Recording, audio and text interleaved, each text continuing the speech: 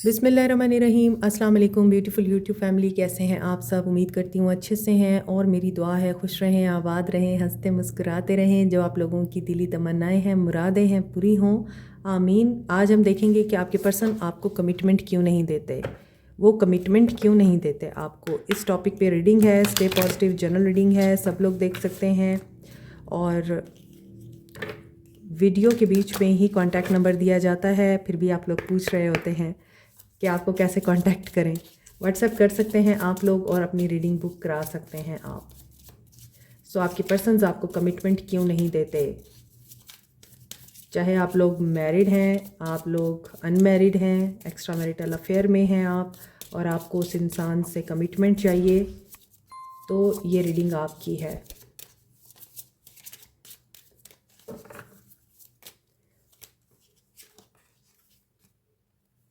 Great Fortune number 26, occupation. May be ये person किसी opportunity के इंतज़ार में है और वो इनके करियर के हवाले से है। हो सकता है ये कोई लेबर का काम करते हैं, बहुत हार्ड वर्किंग ऑक्यूपेशन है इनका, बहुत ज़्यादा टाइम टेकिंग है, मेहनत बहुत करनी पड़ती है। यस, या तो ये आपकी एनर्जी है या आपके पर्सन की एनर्जी है, जहाँ पे आपको बहुत सख्त मेहनत करनी पड़ रही है और रिवार्ड उस तरह नहीं है जिस तरह से आपको मेहनत के लिए ऑक्यूपाई किया जाता है। हो सकता है कोई यहाँ पे सुबह से लेकर रात तक काम करता है और या 9 to 5 जॉब करता है, मगर इनकम जो है वो उतनी नहीं है जितनी मेहनत है। तो यहाँ पर आपके पर्सन या आप लोगों के लिए कोई अनएक्सपेक्टेड इनकम आ रही है, ग्रेट फॉर्च्यून आ रहा है। हो सकता है कोई ऐसी जॉब जो आपको देखने में लगे कि बहुत सख्त है, बहुत मेहनत तलब है, लेकिन जब आप उसको करेंगे तो उसमें आपके लिए पैसा बहुत होगा। और ये भी हो सकता है कि जो लोग ऑलरेडी इस वक्त काम कर रहे हैं, मेहनत कर रहे हैं, उनको रिवॉर्ड मिल सकता है अनएक्सपेक्टेड। नंबर 26, नंबर 34, 38, 27 इम्पॉर्टेंट है। और ये भी हो सकता है कि ये पर्सन आपको वर्क प्लेस पे मिले हैं, आप एक ही जगह पे काम करते थे।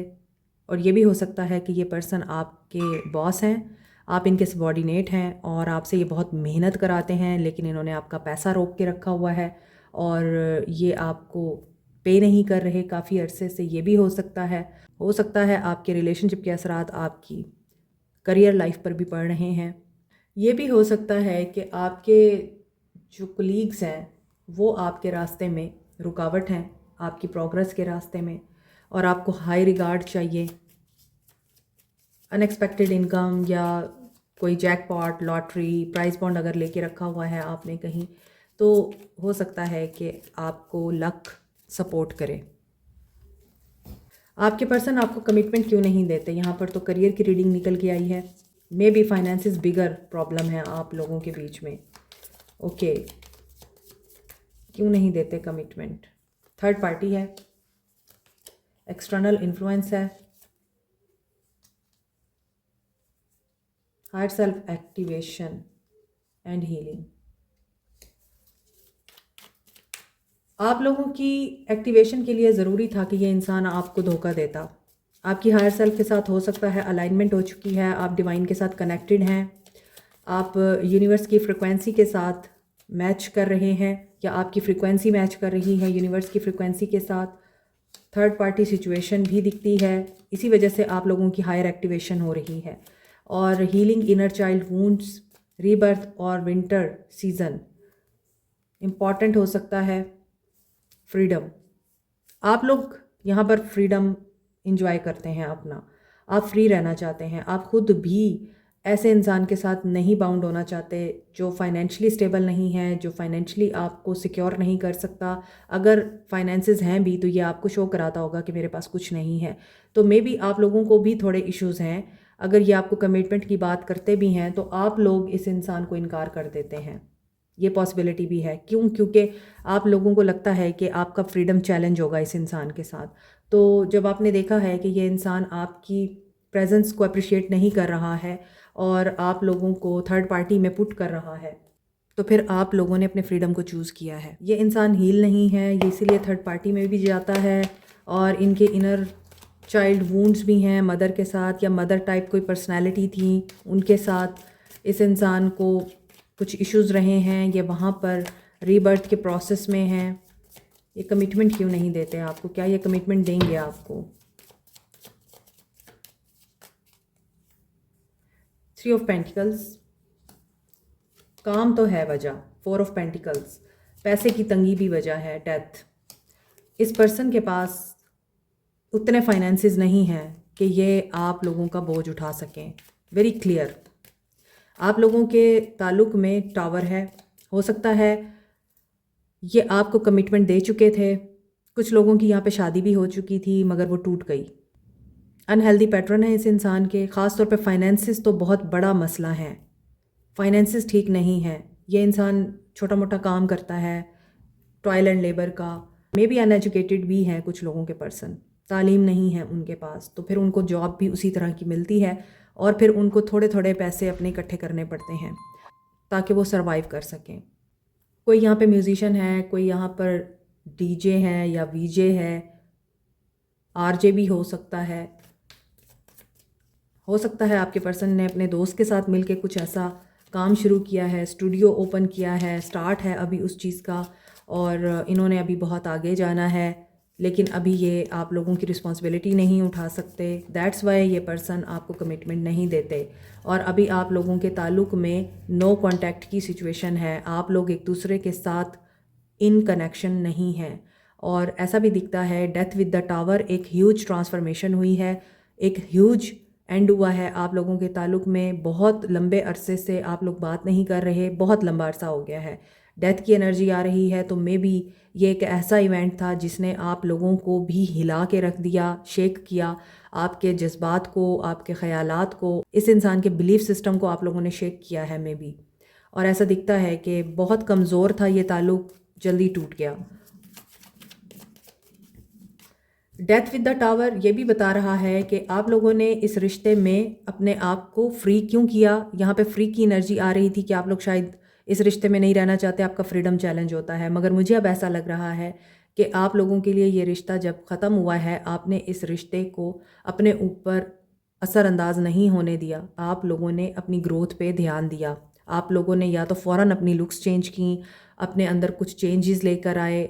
मे बी आपने हेयर कट कराया या हेयर डाई कराया या अपनी पूरी बॉडी की आप लोगों ने रीशेपिंग कराई है। कुछ ऐसा लग रहा है कि जिसमें आप लोगों ने ख़ुद को बिल्कुल चेंज किया, ग्रूम किया। आप लोगों ने इस रिश्ते के टूटने के बाद, अब ये तो नहीं कहूँगी इंजॉय किया या सेलिब्रेट किया इस चीज़ को, लेकिन ये ज़रूर है कि आप पूरी फॉर्म में थे, आप पूरी फॉर्म में रहे, आप अपनी लाइफ में बिज़ी हो गए और आपने पीछे मुड़ के नहीं देखा। आप अपने फ्रीडम को यहाँ इंजॉय कर रहे हैं। लेकिन इस इंसान की एनर्जी में दिखता है कि बहुत मेजर एंडिंग्स हो रही हैं, करियर में, फाइनेंसेस में, रिलेशनशिप्स में। यहाँ पे हो सकता है कि अगर ये पर्सन ऑलरेडी मैरिड है तो वहाँ भी इस इंसान का घर टूट चुका है या किसी ने उनके ताल्लुक़ को ख़राब किया है। S of pentacles, this is obvious. 5 of swords, opportunities इसको मिलती हैं लेकिन ये टाइम पे फ़ैसला नहीं ले पाता और अपॉर्चुनिटीज़ इस इंसान से मिस हो जाती हैं। आपको ये कमिटमेंट देंगे नहीं देंगे, ये आपको कमिटमेंट नहीं देंगे, और अगर देंगे भी तो वो कमिटमेंट आगे तक नहीं चलेगी, वो चीज़ ख़त्म हो जाएगी। और इसीलिए यहाँ पे लगता है कि ये पर्सन अगर कमिटमेंट देना भी चाहता है तो ये, वो कहते हैं ना कि मेरे हालात नहीं हैं। तो जो इंसान अभी ज़मीन पे है वो आसमान तक तो नहीं पहुँच सकता। सो मे बी आप लोगों के बीच लड़ाई झगड़े इसी वजह से होते रहे हैं और एक वक्त पे आके सब ख़त्म हो गया। ये पर्सन हर्मिट, आइसोलेशन में है, ट्रांसफॉर्मेशन में है। ये पर्सन अवेकनिंग से गुज़र रहा है। इस पर्सन को अभी तन्हाई दरकार है। ये पर्सन मेहनत कर रहा है उन रिश्तों को जोड़ने की, उन रिश्तों को वापस अपनी ज़िंदगी में लाने की जो इससे दूर जा चुके हैं, इससे रूठ चुके हैं।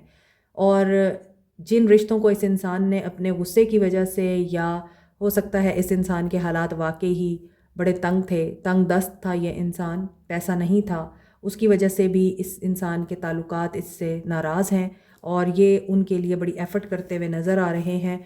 मगर मे बी इनको मेहनत करनी पड़ेगी। टाइम दिख रहा है। अभी तो घर जल रहा है, रिश्ते टूट रहे हैं, कारोबार ठीक नहीं चल रहा, जॉब नहीं है, पैसे कम हैं, दोस्त अहबाब लड़ाई झगड़ा इनसे कर रहे हैं, जिनसे इन्होंने कर्ज़ा ले रखा है वो इनसे पैसे मांग रहे हैं, एंड रोलर कोस्टर एक इनकी लाइफ में चल रही है। यह आप पे डिपेंड करता है जब आपके ऊपर ऐसा वक्त आता है जब आपकी कर्मा की एनर्जी आपको हिट करती है, या आप लोगों की ज़िंदगी में एक इस तरह का, या आप लोगों की ज़िंदगी में इतना ज़बरदस्त किस्म का अपहीवल आता है कि आपको समझ नहीं आती कि क्या हो रहा है, हर तरफ से आपको मुसीबत चारों तरफ से घेर रही है। तो उस वक्त आप पे डिपेंड करता है, आप उस मोमेंट को एंजॉय करके गुजारें, रो के गुजारें, पार्टी करके गुजारें, सब्र शुक्र करके गुजारें, या फिर अपने आप को ट्रांसफॉर्म करने के लिए किसी की हेल्प लेके गुजारें। ये तो डिपेंड करता है। मगर इस इंसान ने चुना है तन्हाई को, और ये तन्हाई में रह के अब सिर्फ एनालिसिस कर रहा है, डिस्कवर कर रहा है, कुछ समझने की कोशिशें कर रहा है, ज़िंदगी से जो कुछ नहीं सीखा किताबों से सीखने की कोशिश कर रहा है।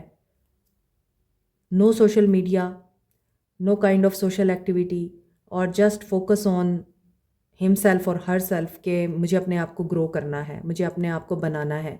और 8 ऑफ वांड्स की एनर्जी है, ये बहुत जल्दी ये सब कुछ करना चाहते हैं, मगर जितना आप किसी चीज़ के लिए डेस्परेट होंगे उतना आपकी लाइफ का बैलेंस ख़राब होगा।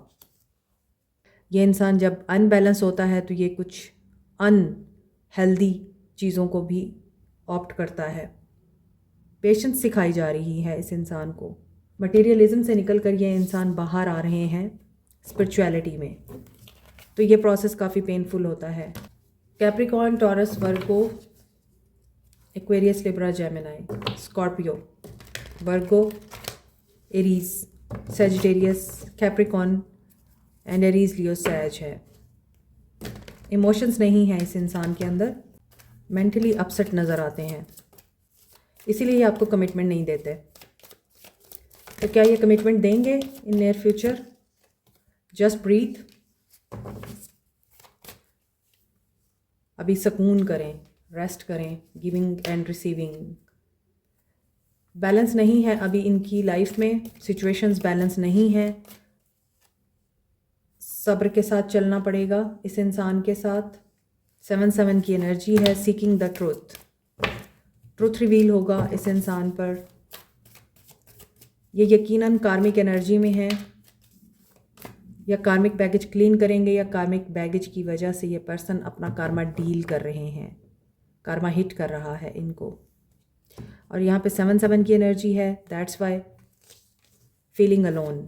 इस पर्सन की एनर्जी में दिख रहा है कि you have to seek the truth, accept the truth, और आप इनसे जो एफर्ट्स चाहते हैं अभी पॉसिबल नहीं है। हीलिंग होगी, सच्चाई को एक्सेप्ट करना पड़ेगा, सच बोलेंगे ये आपसे, और उसमें भी डर छुपा हुआ होगा कि आप इन्हें छोड़ ना दें, आप इन्हें अंडरस्टैंड नहीं कर रहे, आप इनको समझ नहीं रहे, आपने इनको तन्हा छोड़ दिया है।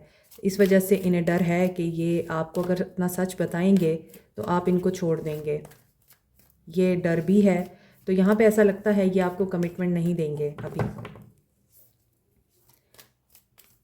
आप इनसे बात करेंगे भी तो आपको किसी सच का सामना करना पड़ सकता है, एंड वहाँ पर डिटैचमेंट की एनर्जी आ रही है। तो ये पर्सन आप लोगों के साथ डिटैचमेंट की एनर्जी को मैनिफेस्ट कर रहा है अनकॉन्शियसली, नॉट कॉन्शियसली, सबकॉन्शियसली। डर की एनर्जी में है, और इसको ये डर है आप इन्हें छोड़ देंगे तो यस, आप इनको छोड़ देंगे, आप इनके साथ डिटैच हो जाएंगे, क्योंकि ये आपको कमिट नहीं करते तो आप फिर इनके साथ आगे नहीं चलना चाहेंगे। 777 एंड 111 की एनर्जी स्ट्रॉन्ग है। आप लोगों के लिए न्यू बिगनिंग दिखाई देती है, इस इंसान के लिए स्पिरिचुअल अवेकनिंग दिखाई दे रही है। तो you will see the truth and accept it, तो फिर आप मूव ऑन कर जाएंगे।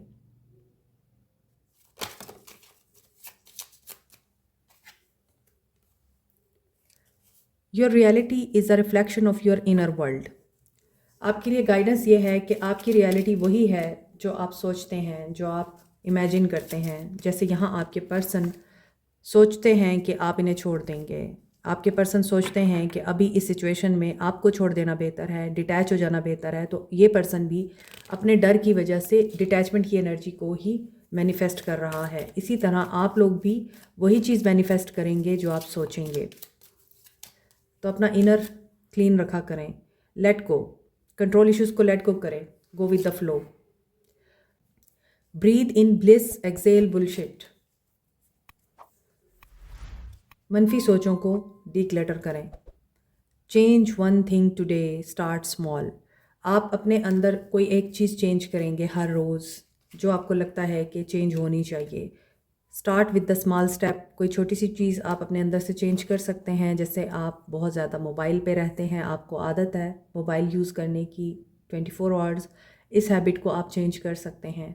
इसी तरह आपको अगर बहुत ज़्यादा सोने की आदत है, उस हैबिट को चेंज करने की कोशिश कर सकते हैं। तो छोटी छोटी चीज़ों से स्टार्ट लें ताकि आपके अंदर की बड़ी बड़ी चीज़ें खुद ब खुद ख़त्म हों।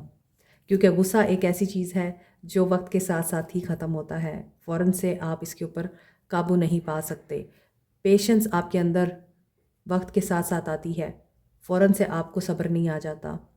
तो इसीलिए छोटी चीज़ों से स्टार्ट लें ताकि आपके अंदर पेशेंस डेवलप हो और आप एक बेहतर इंसान बन सकें। Be bold, don't be afraid to stand out.